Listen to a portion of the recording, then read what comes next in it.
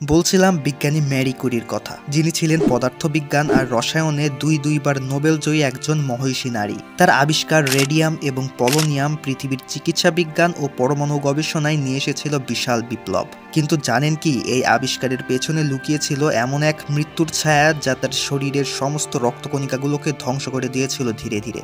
Mary রেডিয়ামকে এতটাই ভালোবাসতেন যে রাতে তিনি নিজের ডেস্কে এই রেডিয়াম সল্ট রেখে দিতেন, কারণ রেডিয়াম থেকে এক ধরনের নীল আলো বের হতো যা অন্ধকারেও জ্বলজ্বল করত। তখনকার বিজ্ঞানীরা জানতই না যে এই তেজস্ক্রিয়তা একসময় ব্যবহারকারীর শরীরকে ধ্বংস করে দিতে পারে। এভাবে বছরের পর বছর ধরে এই রেডিয়ামের সংস্পর্শে থাকার ফলে ম্যারির শরীরে শুরু হয় ভয়ানক পরিবর্তন।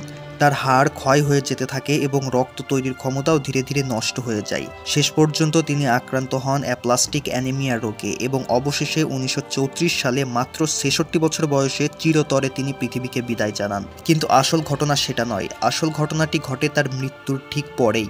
ম্যারিকে কবর দেওয়া হয়েছিল সাধারণ কাঠের তৈরি কফিনে, কারণ তখনও কেউ জানত না তার শরীর এখনও তেজস্ক্রিয় অবস্থায় রয়েছে, যা মৃত্যুর পরও তার অচেতন দেহকে শক্তি যোগাত।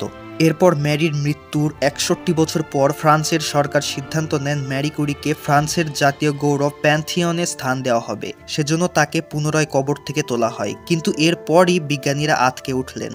ম্যারি কুরির দেহ মৃত্যুর এতগুলো বছর পরেও জ্বলজ্বল করছে, ঠিক সেই রেডিয়ামের মতোই। এরপর বিজ্ঞানীরা ম্যারির দেহকে কবর থেকে তুলে আনেন এবং একটি সীসা বা লিডের তৈরি কফিন বানিয়ে সেই কফিনে মুড়িয়ে তাকে আবারও দাফন করেন। সীসা হলো অ্যান্টি রেডিয়াম ম্যাটেরিয়াল, এই কারণে সীসার তৈরি কফিনে তাকে দাফন করা হয়েছিল।